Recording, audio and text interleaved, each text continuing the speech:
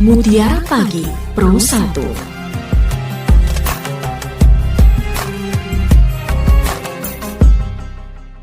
Assalamualaikum warahmatullahi wabarakatuh. Selamat pagi pendengar dan juga pemirsa RRI Sumeneb. Bulan Ramadan bukan hanya waktu kita untuk pulaan baju, kue kering, dan kebutuhan untuk lebaran nanti. Tapi waktunya untuk kita kulaan pahala di bulan Ramadan. Lantas bagaimana momentum kulaan pahala abadi menjelang hari kemenangan? Pagi ini saya sudah bersama dengan Ustadz Humri. Selamat pagi, Assalamualaikum Ustadz. Selamat pagi, Waalaikumsalam warahmatullahi ta'ala wabarakatuh. Masih puasa ya Ustadz ya? Ya, Alhamdulillah. Alhamdulillah. Ustadz, tentang momentum kulaan pahala abadi menjelang hari kemenangan, seperti apa Ustadz? Silahkan. Ya baik, terima kasih. Saudara-saudara dimanapun berada, tentu kita tetap harus bersemangat untuk menggapai pahala yang banyak, khususnya di bulan Ramadan ini. Tentu di dalam bulan Ramadan, pahala kita ini dilipat gandakan oleh Allah Subhanahu wa Ta'ala. Sehingga apapun yang kita lakukan, hal yang sekecil apapun, kalau ini bernilai ibadah, maka tentu akan dilipat gandakan oleh Allah Subhanahu wa Ta'ala. Saudara-saudara kaum muslimin muslimat, dalam menggapai pahala tentu ada yang sifatnya keterputusan. Keterputusan dimaksud di sini adalah ketika seorang muslim ini sudah meninggal. Idza mata ibnu Adam in qata'a amaluhu illa min salasin. Ketika sudah meninggal anak Adam, maka akan lepas atau putus nilai amal jerihnya. Namanya sudah meninggal seperti itu. Kecuali 3 hal. Shadaqatin jariyatin. Yang pertama itu adalah shadaqah jariyah. Yang kedua itu adalah waladin solih. Itu yad'ulah, anak yang soleh yang mendoakan terhadap orang tuanya, ilmin yuntafa'u bihi, dan ilmu yang bermanfaat. Shadaqah jariyah, ilmu yang bermanfaat. Yang ketiga itu adalah anak yang mendoakan terhadap orang tuanya. 3 hal inilah ketika seseorang meninggal, maka amalnya akan terus mengalir. Ada istilahnya berbagi habis, ada istilahnya berbagi abadi. Berbagi habis karena para ulama menyampaikan bahwa yang dimaksud shadaqah jariyah di sini adalah wakaf. Maka ketika wakaf dengan sedekah, perbedaannya adalah ketika wakaf itu adalah abadi, karena yang diperuntukkan itu adalah mauquf alihnya, itu adalah ro'i'ul mauquf atau hasil dari perputaran wakaf tadi atau kemanfaatannya. Kalau yang namanya sedekah itu adalah barangnya. Dia bersedekah kue, maka kuenya itu ketika diambil atau diberikan kepada yang membutuhkan, kepada yang saudara kita yang lain, maka kita kebagian pahala gara-gara kue tadi. Kalau yang wakaf itu adalah gara-gara perputaran atau ro'i atau pemanfaatan dari mauquf alihnya, barang yang kita wakafkan.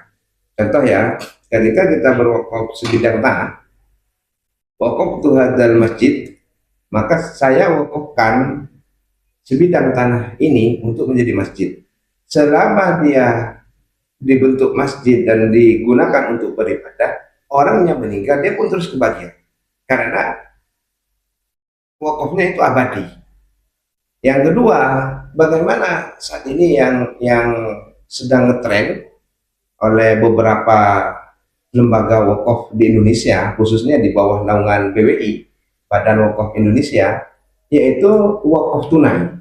Wakaf tunai itu adalah al-waqfu bid-dananir wa darahim. Wakaf dengan nilainya, nilai.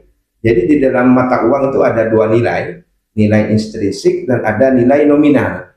Jadi nilai intrinsik ketika perputaran uang tersebut dikelola, ada hasilnya itu dimanfaatkan, maka setiap ada hasil dari pengelolaan uang di sini, maka wakif, orang yang berwakaf, dia tetap mendapatkan aliran pahala. Nah ini yang kita gapai. Bagaimana di akhir bulan Ramadan ini kita bisa senantiasa membagikan dengan cara wakaf. Apakah tidak boleh bersedekah? Oh, boleh, sama-sama boleh, sama-sama berpahala. Hanya saja pahala yang abadi itu adalah berpahala yang wakaf tadi ini. Baik itu berwakaf Quran, mushaf, berwakaf keramik, genting atau hal lain, ini dianjurkan di dalam Islam karena pahalanya ini lebih abadi, lebih bertahan lama lah, seperti itu. Demikian pengantar dari saya tentang bagaimana menggapai pahala abadi, itu pahala yang sifatnya mengalir yang didapatkan dari wakaf. Yang kedua kita bahas dulu sedikit karena itu yang pertama. Yang kedua itu adalah ilmu yang bermanfaat. Ilmu yang bermanfaat, setiap kita memberikan, membagi apa yang kita ketahui seputar hukum agama, seputar hukum Islam, maka orang yang tadi yang mendapatkan ilmu kemudian diamalkan, maka kita kebagian pahala terus. Nah, yang mengamalkan tadi juga diberikan lagi kepada orang lain. Terus seperti terus mengalir. Walaupun dia meninggal, selagi dia tetap mengamalkan, maka dia akan tetap kebagian pahala. Contoh, ketika kita menyampaikan kepada seseorang, saudara, bahwa kita di dalam hidup ini kita harus berbuat baik, kita harus menjadi umat yang memberikan manfaat kepada orang lain. Orang yang mendengarkan memberikan manfaat kepada orang lain. Kemudian yang mendengarkan dia juga ngasih tahu kepada orang lain bahwa hidup harus memberi manfaat. Karena paling bagusnya umat adalah yang memberikan manfaat kepada orang lain. Kemudian yang mendengarkan ngasih orang lain. Terus seperti itu, terus pahalanya mengalir terus. Berarti itu dikatakan ilmu yang bermanfaat. Yang terakhir itu adalah anak yang mendoakan terhadap kedua orang tuanya. Jadi anak yang mendoakan kepada kedua orang tuanya, di sini sudah tidak ada khilaf ulama, tidak ada perbedaan, maka doanya itu akan terus sampai kepada orang tuanya. Maka di sini adalah PR besar kita kepada wali, kepada pasangan suami istri yang sudah dikaruniai anak, dikaruniai keturunan, untuk senantiasa membimbing anak-anak kita untuk mendapatkan ilmu yang banyak. Lebih-lebih yang kita prioritaskan itu adalah ilmu agama. Iya, itu tadi penjelasan dari Ustadz Kumri tentang bagaimana momentum kulaan pahala abadi menjelang hari kemenangan. Dan Ustadz, aliran pahala sedekah yang tidak terputus walaupun kita sudah meninggal dunia. Ini bagaimana dengan semisal kita menanam pohon ini, Ustadz? Iya. Pohonnya itu berbuah dan bermanfaat untuk orang lain. Apakah itu juga termasuk pahala yang tidak terputus selain wakaf, kemudian juga hibah ataupun juga sedekah, Ustaz? Betul ya. Jadi lebih mudahnya memahami tentang amal jariah, yaitu ketika kita sudah meninggal, barang tersebut itu masih ada. Bukan hanya pepohonan yang kita tanam, tapi ketika kita menggali sumur atau kita meratakan yang namanya sungai sehingga airnya terus mengalir, atau kita seperti tadi memperbaiki tempat umum, yang itu digunakan oleh orang, itu juga mengalir. Mengenai pahala itu memang seperti itu, artinya untuk lebih mudahnya setelah kita meninggal, asalkan barang yang kita lakukan tasabbuh itu adalah tasabbuhnya menjadi sebab gara-gara kita melakukan dan meninggalkan barang atau hal lain yang kita perbuat, itu menjadi sebab orang lain memanfaatkan untuk melaksanakan ibadah ataupun untuk istirahat ataupun yang lain, maka pahala kita akan terus mengalir. Beda dengan kalau wakaf, itu adalah ketika kita memenuhi syarat wakaf. Syarat wakaf itu kan harus ada sigot dulu. Wakaf tuh haja, saya wakafkan ini. Tentu di situ ada yang namanya mauquf alih. Ada yang namanya penerima wakaf atau pengelola wakaf, juga bisa dikatakan dengan yang namanya nazir. Kemudian itu ada ro'iul mauquf, ada laba atau hasil dari wakaf. Itu harus ada syarat-syarat tertentu yang harus dipenuhi sehingga apa yang kita lakukan itu bernilai wakaf. Kalau memberi ya wahab tuh ada, sigotnya itu seperti itu. Saya berikan ini untuk kamu, saya sedekahkan ini untuk kamu. Berarti itu adalah nilai sedekah. Nilai sedekah itu saya sedekahkan ini. Sigot untuk memberi memberi itu adalah wahab tuh ada, saya berikan ini. Atau dia memberikan sedekah. saya sedekahkan ini, maka dia menilai sedekah. Hibah, sedekah itu kemudian ada yang ketiga itu adalah wakaf. Wakaf tuh ada, maka itu yang abadi. Yang abadi itu adalah wakaf tuh ada. Saya wakafkan ini seperti itu. Iya, terkait juga tentang bagaimana sedekah itu kita laksanakan setiap bulan Ramadan dan juga di luar bulan Ramadan. Betul. Kalau semisal kita bersedekah tapi bukan selain Muslim, kita bersedekah pada non-Muslim, itu juga mendapatkan pahala nggak, Ustaz? Itu penerimanya berarti ya. Penerima itu bagaimana kalau yang selain non-Muslim menerimanya? Maka itu apakah kita juga akan mendapatkan pahala? Tetap dapat pahala. Jangankan sama non-Muslim, sama hewan pun itu tetap mendapat pahala.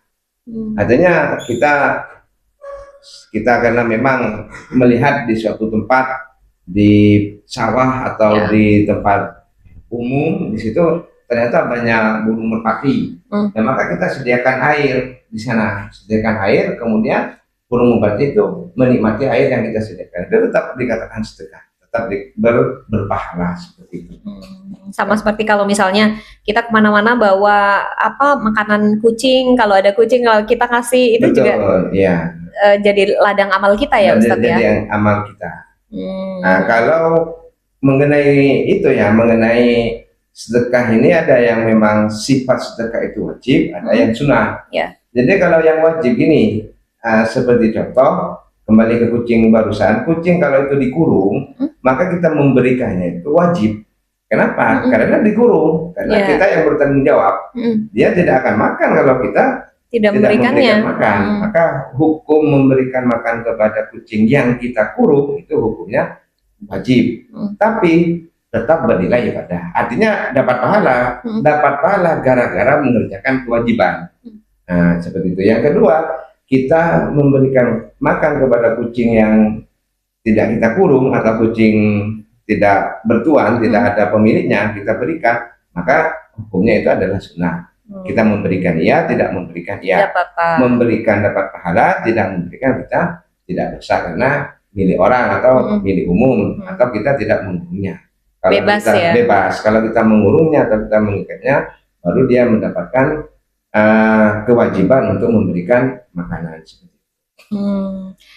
Untuk sedekah juga, semisal kita ada orang tua yang sudah meninggal dunia ini, Ustaz. Betul, ya. Kemudian anaknya terus tidak memutus sedekah orang tuanya, mengatasnamakan orang tua yang sudah meninggal dunia, itu juga bisa. Boleh, dan bahkan itu pahalanya nyampe. Pahala nyampe karena berdasarkan perbuatan anak terhadap orang tua, perbuatan baiknya anak terhadap perbuatan baik seorang anak, baik itu dia diniati untuk disampaikan kepada orang tua ataupun tidak, maka si orang tua kebagian. Begitu pula sebaliknya, ketika anak itu adalah tidak berbuat baik atau berbuat yang jelek, maka kebagian dosa, orang tuanya pun kebagian dosa. Kalau kepada mayit orang lain, kepada orang yang meninggal tapi bukan orang tua sendiri, ini ulama beda pendapat. Ada yang harus menyampaikan dengan ungkapan Allahumma ausir wa taqabbal misla sawa bima qara'na. Jadi ya Allah, mohon sampaikan pahala dari apa yang saya baca, minal Qur'ani, dari Quran, wal muawwidataini, dari dua surat Qul a'udzu birabbil falaq, Qul a'udzu birabbin nas, surat Ikhlas, kepada mayit baru disebutkan. Itu ada pendapat yang harus menyertakan seperti itu. Sehingga ketika kita diundang atau kita menghadiri doa bersama untuk almarhumin, arwah para sesepuhnya, kita menyampaikan doa seperti itu. Ya Allah, sampaikan doa pahala yang saya kerjakan dengan membaca Quran itu disampaikan kepada yang sudah meninggal. Sama halnya mengenai tentang ini juga yang sering terjadi di dalam masyarakat ketika melaksanakan kurban. Kurban itu terkadang di dalam masyarakat ini dibatasi dengan 7. Memang betul pelaku kurban atau pelaksana kurban itu 7 untuk sapi. Nah, tapi untuk pahalanya boleh lebih dari 7. Karena pahala ini boleh diberikan lebih dari itu, karena istirok niat itu boleh. Artinya istirok niat ini boleh mengumpulkan niat, saya saat ini mau berangkat bekerja untuk menyelesaikan kewajiban saya sebagai suami menjadi nafkah, untuk mendapatkan tambahan rezeki, untuk mendapatkan tambahan rezeki juga untuk mendapatkan laba, itu boleh. Istirok niat seperti itu boleh. Tapi mengenai pelaksana kurban itu tetap 7.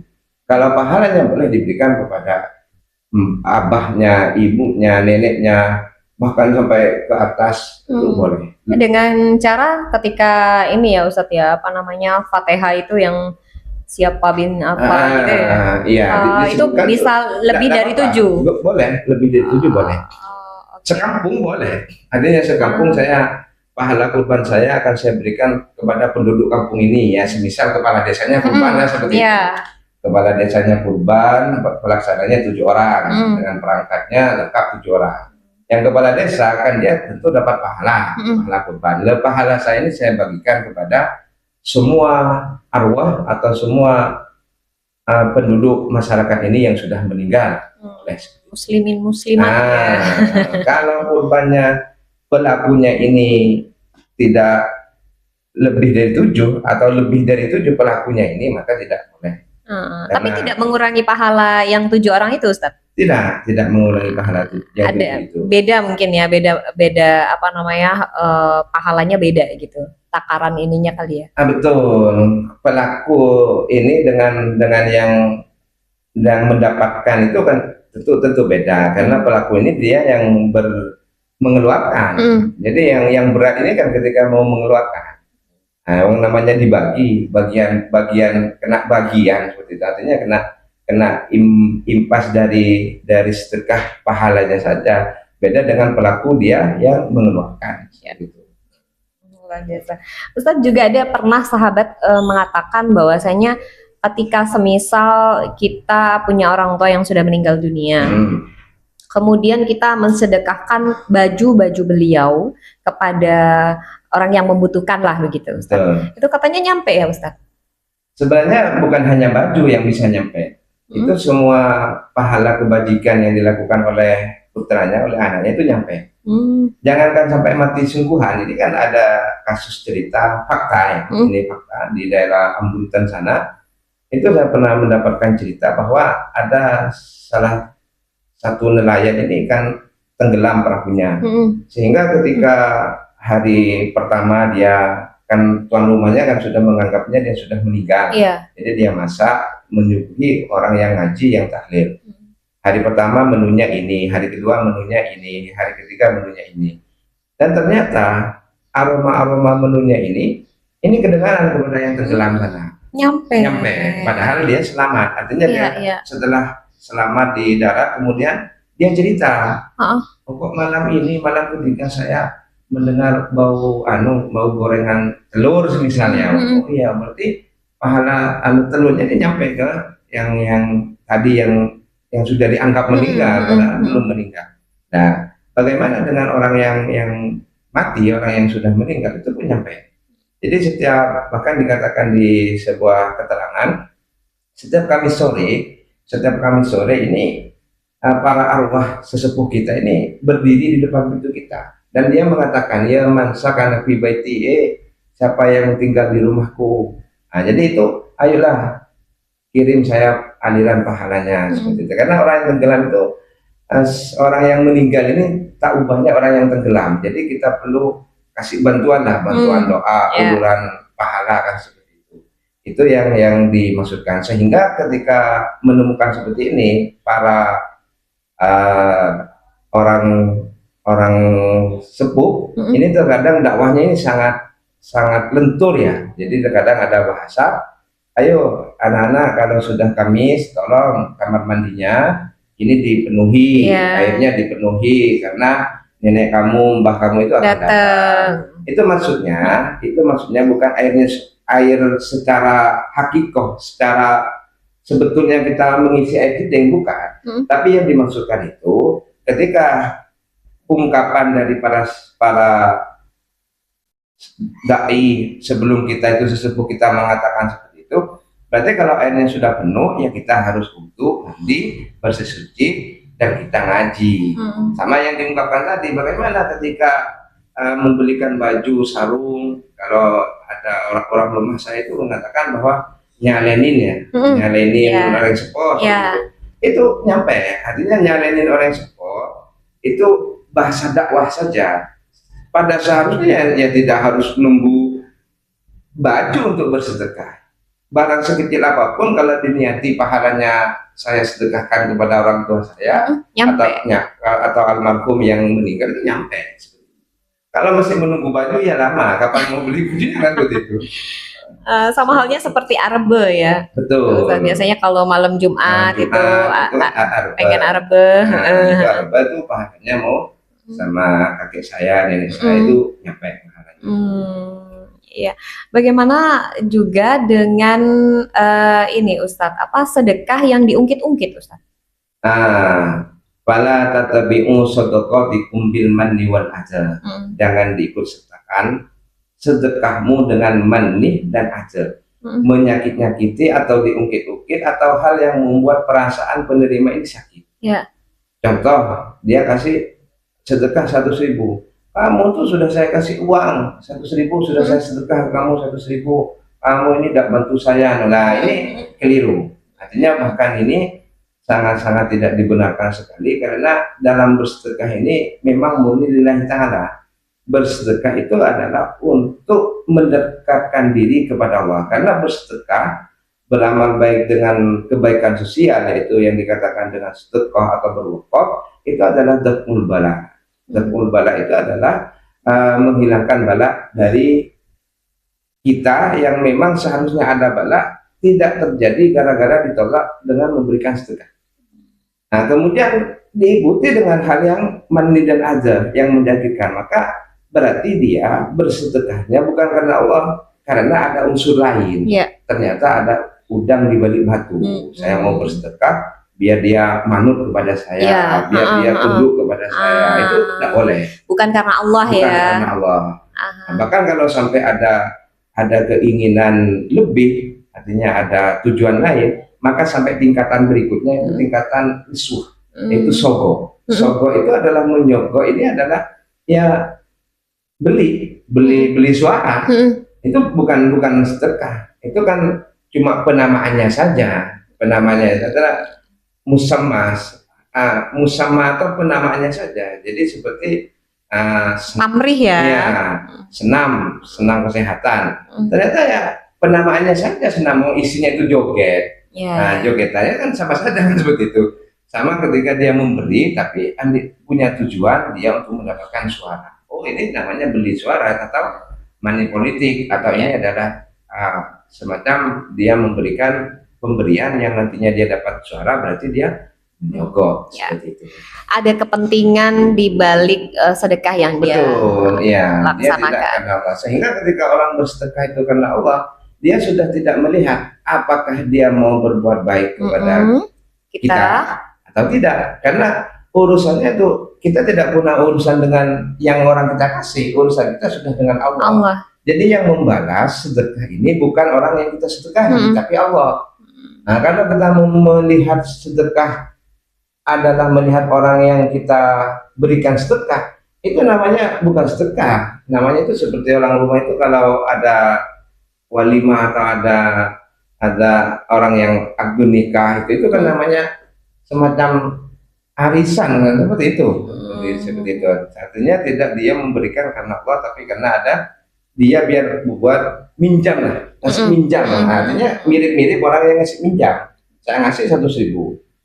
Jadi kalau dia tidak ngasih ke saya 100.000 di lain waktu, oh berarti dia tidak ngasih lagi ke dia, tidak sedekah lagi. Oh berarti dia meminjamkan kan, seperti itu. Dia bukan bersedekah. Ada pamrih, ada niat terselubung di balik itu. Betul. Gitu ya Ustadz ya. Selain sedekahnya tidak mendapatkan pahala, percuma gitu ya. Kemudian barangkali next nanti di tingkatannya menimbulkan sifat ria. Ria. Selalu diungkit-ungkit, selalu dipamerkan. Nah, kalau misalnya sekarang nih Ustadz, media sosial yang kita tahu kalau media sosial itu kita bebas berapa saja gitu. Betul. Kegiatan sehari-hari diupload, kegiatan apa saja ya kita upload. Bagaimana ketika semisal kita melaksanakan bakti sosial gitu, bersedekah, tapi kita menjadikan itu sebagai kayak status history gitu. Itu gimana ya Ustaz? Apa Iya. juga Termasuk sedekahnya? ria. Iya.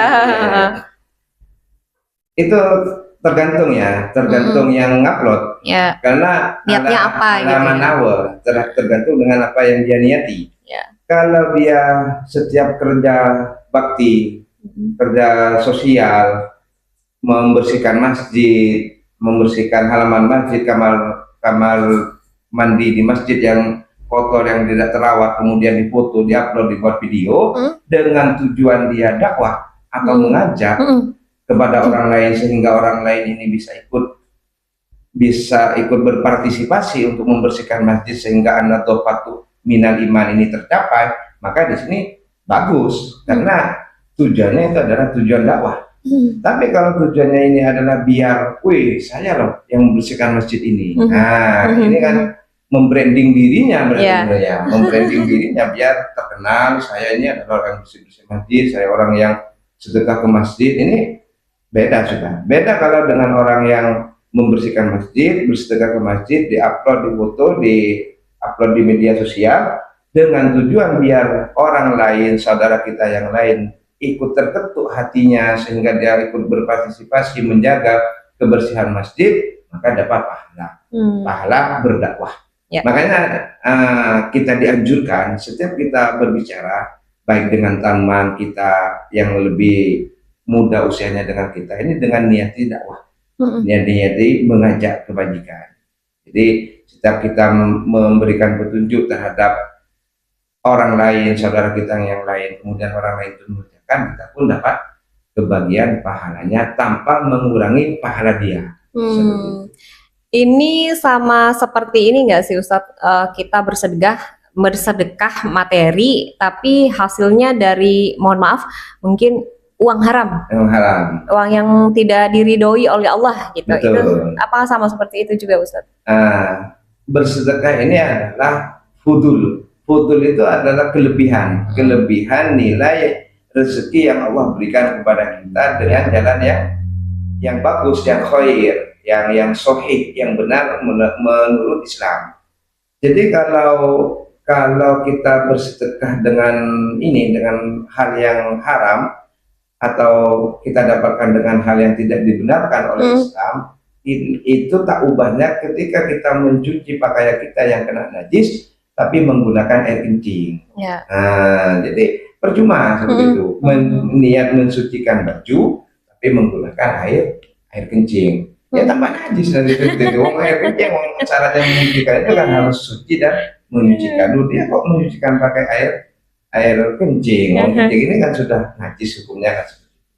Jadi bagaimana kita bersedekah atau kita melaksanakan wakaf dari harta kita, rezeki kita yang didapatkan dengan cara yang baik, yang betul secara syariah seperti itu. Sebenarnya urusan dengan sedekah itu atau amal jariah sosial ini tidak melulu dengan harta, tidak melulu dengan duit kita. Kalau kita materi, kalau kita memang eman mengeluarkan duit kita, yang pertama ya latih dulu ya, setidaknya 500 rupiah setiap hari, kuat ya 1000, kuat 2000 atau seterusnya. Kalau masih belum tahapan ini, artinya belum mampu untuk mendapatkan metode yang seperti ini, ya kita jadilah dengan ucapan kita. Perkataan yang baik itu adalah sedekah, membaca tasbih juga sedekah, kan seperti itu. Jadi bisa sedekah dengan badan kita, dengan amal kita yang kita sedekahkan, baik dengan lebih-lebih apalagi dengan ilmu. Karena sedekahnya orang alim itu adalah dengan ditaklim, dengan mengajar. Jadi orang yang tahu diberikan ketahuan oleh Allah, kelebihan pengetahuan tentang agama, maka zakatnya itu adalah dengan dia mengajar. Jadi kalau tidak mengajar dia ya tidak mengeluarkan zakat kan seperti itu. Iya. Di sementara selagi kita masih semisal masih ada tanggungan hutang piutang, maka kita bersedekah dengan amal perbuatan kita. Sehingga bagaimana sedekahnya orang yang sedang mempunyai hutang kan seperti itu, maka tentu di sini tetap mendahulukan yang lebih wajib. Muqaddimul aham minal muhim. Ada yang lebih wajib. Apa yang lebih wajib itu adalah melunasi hutang. Nah, sedangkan sedekah ini hukumnya itu adalah sunnah. Sunnah banding dengan wajib, tetap yang menang wajib. Nah, wajib ini adalah mendahulukan membayar hutang, karena membayar hutang itu adalah hukumnya wajib. Beda kalau dia mempunyai kalkulasi. Sebentar kalkulasinya seperti ini. Dia mempunyai gaji, nah setiap bulannya mencukupi atau sudah disisihkan untuk membayar hutang. Misal gajinya 1 juta semisal, dia untuk membayar hutang cicilan bulanannya itu adalah 100.000, kan masih sisa 900. Bulan depan dia masih ada lagi gaji 1 juta, maka dia diperkenankan karena tanggungan hutangnya sudah terpenuhi, yaitu 100.000. Nah, kalau tanggungan hutangnya belum terpenuhi, maka lebih baiknya itu mendahulukan kewajibannya, yaitu dia melunasi hutang dulu, baru dia bersedekah atau berwakaf. Ya, terkait dengan hutang, Ustadz sedikit melenceng barangkali. Ya, tidak apa-apa. Boleh tidak kita mengingatkan seseorang yang punya hutang kepada kita, mengingatkan bahwa jangan lupa ya, bukan lagi. Bukan cuma boleh, wajib hukumnya. Oh, wajib. Ya, makanya di dalam hutang piutang ini kan, faida tadayantum bidainin faktubu. Faida tadayantum bidainin faktubu. Ketika kita transaksi hutang piutang, karena memang hutang piutang di dalam agama ini diperkenankan dan diperbolehkan. Tapi ketika ada transaksi ini harus faktubu, harus tertulis. Harus tertulis berapa yang kamu pinjam dan saya kasih pinjaman ke kamu itu berapa, itu harus tertulis. Kenapa? Alasannya karena satu, untuk mengingatkan. Mengingatkan dan sebagai bukti hutangnya ini loh. Hutangnya kamu adalah 10.000. Kalau kamu bayarnya 9.000, enggak, saya ingatnya 9.000. Ini ada buktinya. Nah, kemudian berikutnya adalah cara mengingatkannya itu ada caranya, karena kalimunas biqadri ukulihim, ya bagaimana kita menyampaikan ini dengan cara santun, santun yang sesuai dengan kapasitas peminjam. Jadi kalau yang kita bisa loh melihat dulu situasinya, aduh dia memang betul-betul gak mampu, di bulan ini dia betul-betul gak mampu. Jadi cara mengingatkannya itu dia dengan halus, santun, yang mungkin bahasanya juga yang santun. Misal sahabat, saudara, ini saya ini waktu bersih-bersih di lemari ada catatan ini, ternyata ya pada sebetulnya itu niatnya mengingatkan seperti itu. Tapi kalau menggunakan bahasa saudaraku, saya ingatkan ya, kamu ini punya hutang ke saya, itu betul mengingatkan. Beda itu mengingatkan tapi sedikit menyakitkan gitu. Tapi kalau cuma bahasa mengingatkan itu kita ganti dengan waktu saya bersih-bersih di kamar saya, di lemari saya nemuin catatan ini, kok ada nama kamu dan ada nominalnya. Oh iya, itu hutang saya dulu. Berarti dia sudah berhasil mengingatkan. Jadi wajib ketika teman kita punya hutang, kita wajib untuk mengingatkan. Kalau misalnya yang diingatkan marah, gimana Ustadz? Ya, itu bukan tugas kita sudah. Kalau ini kata marah dan kemudian kita mampu bersabar, maka pahalanya ya tetap kembali kepada kita. Artinya innama yuwaffas sabiruna ajrahum indallah. Pahala yang unlimited itu adalah sabar. Iya, sabar. Ustadz, barangkali yang terakhir ini Ustadz, bagaimana kita terus meraup pahala di bulan Ramadan dengan banyak bersedekah, walaupun sedekahnya bukan dari material saja, tapi juga tadi yang disebutkan ilmu dan lain sebagainya, dengan cara apapun gitu. Kalau kita nggak punya uang, mungkin melatihnya dengan hal-hal yang kecil, jasa gitu ya Ustadz. Itu seperti apa Ustadz? Dengan Yang lebih mudahnya itu mengajak. Hmm. Mengajak. Artinya mengajak adalah selain kita kebetulan pada waktu itu lagi tidak pegang uang, tapi kita mampu mengajak orang mengeluarkan uang untuk bersedekah, kita pun dapat bagian. Jadi apa namanya, kena imbas ininya juga pahalanya ya Ustadz. Betul, ya. ya. Oke. Ya, baik pendengar dan juga pemirsa RRI Sumadab.net, tentunya dengan berpuasa di bulan Ramadan bukan hanya meraih pahala, juga ada hikmah dan rahasia yang akan diraih seseorang apabila mampu mengerjakan ibadah puasa Ramadan sesuai dengan esensialnya.